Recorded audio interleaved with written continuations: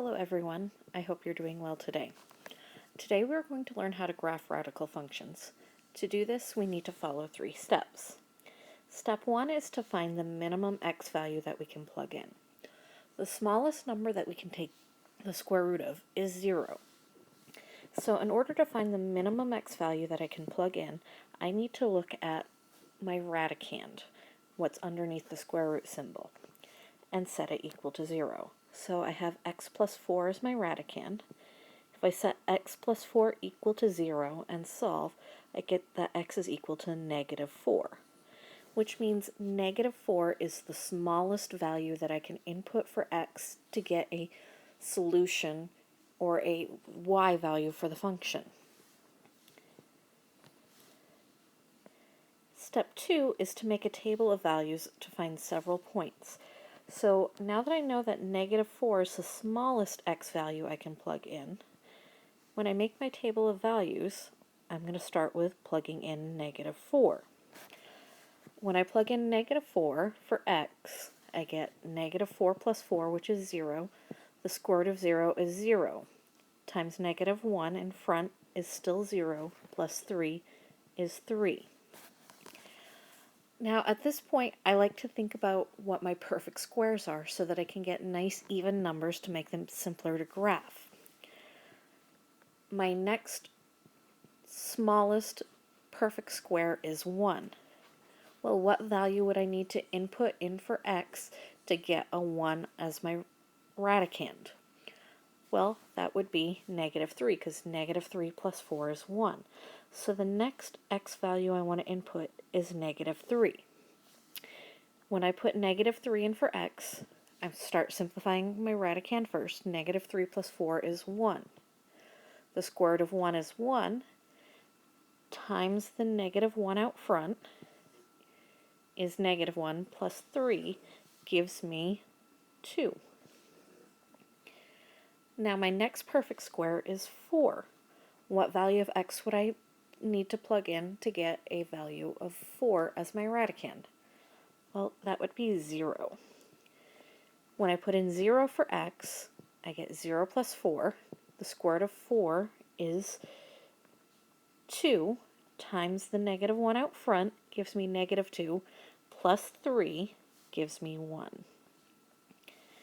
My next perfect square is 9. What value of x would I need to plug in to get a value of 9 underneath the radical? Well, that would be 5, because 5 plus 4 is 9. When I substitute in 5 for x, I get the square root of 9, which is 3, times the negative 1 out front gives me negative 3, plus 3 is 0, so I get the 0.50. My next perfect square after 9 is 16. What value of x would I need to plug in to get 16 underneath the radical? Well, that would be 12. So I'm going to input a value of 12 for x. When I put 12 in for x, I get the square root of 16, which is 4, times the negative 1 is negative 4, plus 3 is negative 1. So I have the point 12, negative 1. Now that I've created my table of values and I have several points, my final step is to plot the points and connect them with a smooth curve. So I'm going to take a moment to go and plot my 5 points.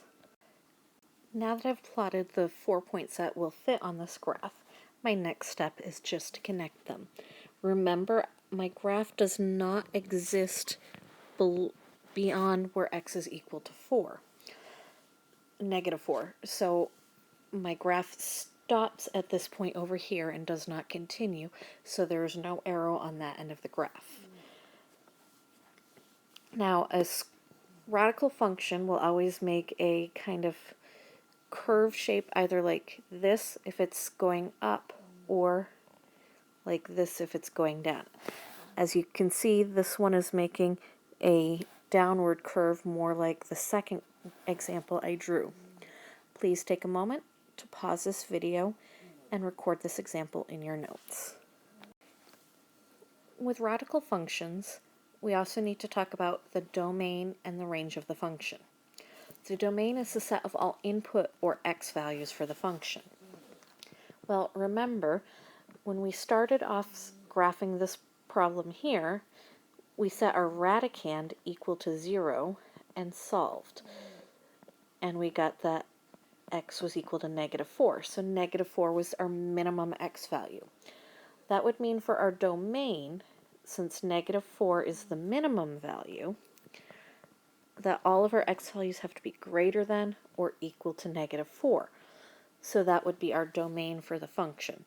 Every x value that I can input into the function and get out a valid y value has to be -4 or larger. The range is the set of all output or y values for the function. So let's take a moment to look again at the table that we had created for this function. Looking at the table we created and looking at just the y values, we'll notice that we've got 3, 2, 1, 0, and -1. So when I compare my y value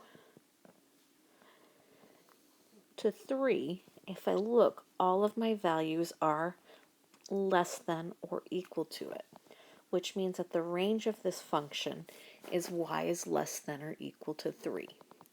Please take a moment to pause this video and record the example in your notes. I'd like to take a look at another example and find the domain and range of the function.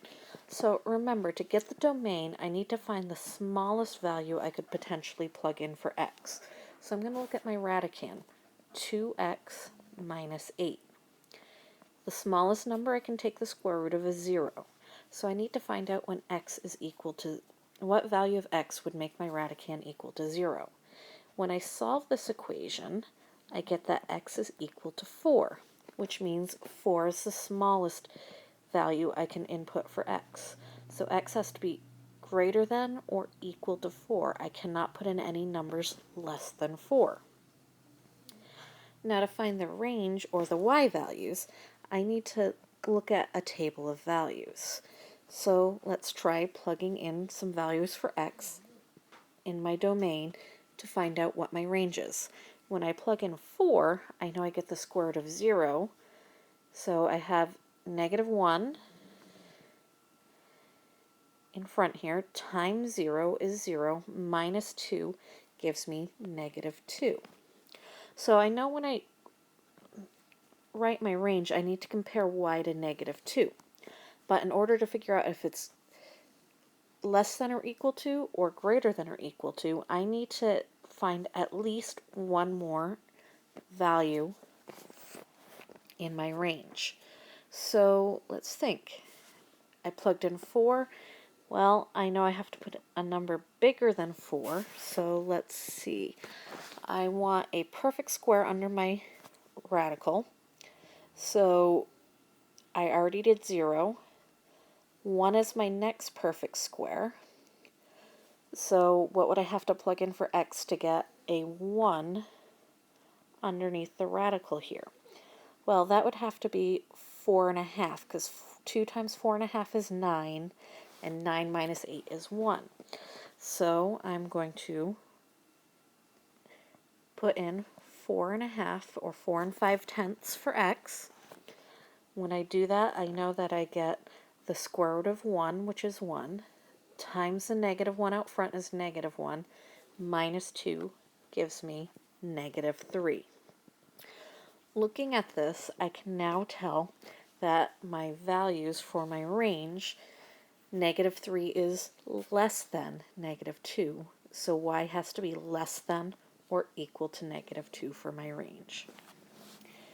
Please take a moment to pause this video, record this example in your notes, as well as any questions that you may have before our next Zoom meeting. Take care, be well, stay safe, and see you soon.